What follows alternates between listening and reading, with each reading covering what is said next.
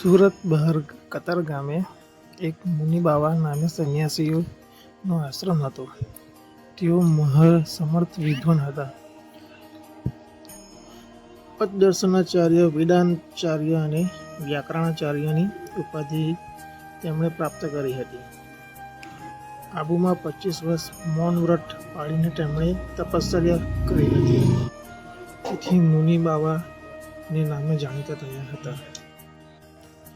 કેટલાક એમને મુનિર સ્વામીજી નામે પણ પછાડતા હતા. અળદેસરજી તેમજ ત્યાંના તે સમયના નવાબ તેમના શિષ્ય હતા. સ્વામિનારાયણ પ્રત્યે મુનિબાવાને અણગમો હતો. તેથી બ્રહ્માનંદ સ્વામી શ્રીહરિની આજ્ઞાથી તેમની પાસે છુપા વેશમાં રહી વેદાંત ભણતા. ધીરે ધીરે મુનિબાવાને સ્વામીના ચારિત્ર્યથી, વિદ્વતાથી અને સાધુતાથી તેમનો ગુણ આવ્યો. પછી બ્રહ્માનંદ સ્વામીએ તેમને શ્રીહરિનો મહિમા સમજાવ્યો. એકવાર તેઓ મુનિબાવાને સુરતથી વહાણમાં બેસાડી ભાવનગર થઈ પોતાની સાથે ગઢપુર લઈ ગયા. શ્રીહરિના દર્શનથી તેમને તરત જ સમાધિ થઈ ગઈ અને 25 વર્ષના તપથી જે નહોતું સંધાયું તે અહીં એક ક્ષણમાં સંધાઈ ગયું. ભગવાન સ્વામિનારાયણ સન 1825માં સુરતમાં પધાર્યા ત્યારે શહેરની વસ્તી 1,24,000 હતી. એની સરખામણીમાં અમદાવાદની વસ્તી ઘણી ઓછી હતી. સન 1870માં દંડરૂપે મરાઠાઓ પાસેથી અમદાવાદ શહેરનો કબજો લીધો.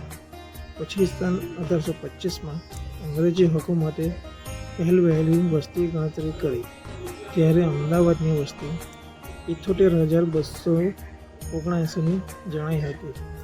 એ દ્રષ્ટિએ ગુજરાત સૌરાષ્ટ્રમાં સૌથી વધુ વસ્તીવાળું અને સમૃદ્ધ શહેર સુરત હતું. આવા શહેરના કોટવાલ તરીકે અળદેસરની ભારે નામના હતી. તે વખતે વડોદરાના મહારાજાએ તેમને રાજ્યના દિવાન તરીકે ચૂડાવા કહેણ મોકલાવ્યું હતું. ગાયકવાડ સરકારે તેમને ₹50,000ના દરમયાથી દિવાનપદ સ્વીકારવા નિમંત્રણ પાઠવ્યું હતું, જે અળદેસરે સ્વીકાર્યું નહોતું. પાછળથી શ્રીહરિએ તેમને દીક્ષિત કરી મુનિબાવા નામ જ ધારણ કરાવ્યું હતું. તેઓ શ્રીહરિના અગ્રણ્ય પરમહંસ તરીકે ગઢપુરમાં રહ્યા હતા.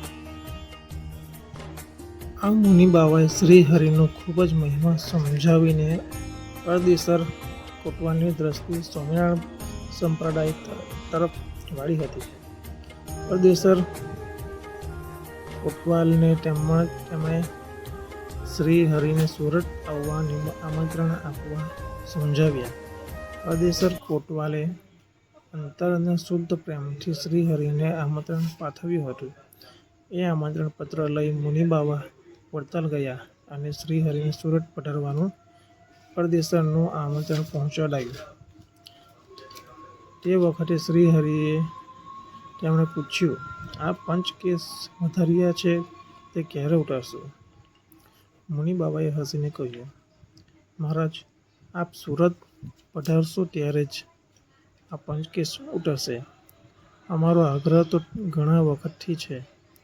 ફળીએ અળદેસર શેઠ પણ આપના દર્શન માટે આતુર બની ગયા છે. આપ ભક્તાધીન છો. અળદેસરના ભાવને વશ થઈ શ્રીહરિએ સન 1825માં સુરત પધાર્યા. અળદેસર કોટવાલે રુસ્તમબાગમાં ઉતારો તૈયાર કરાવ્યો હતો, ત્યાં ઉતાર્યા. તે તિથિ હતી સંવત 1881 કારતક વદ છઠ. શ્રીહરિ કરતાં વયમાં 16 વર્ષ નાના અળદેસરજી શ્રીહરિના દર્શનથી ભાવિવિહ્વલ થઈ ગયા.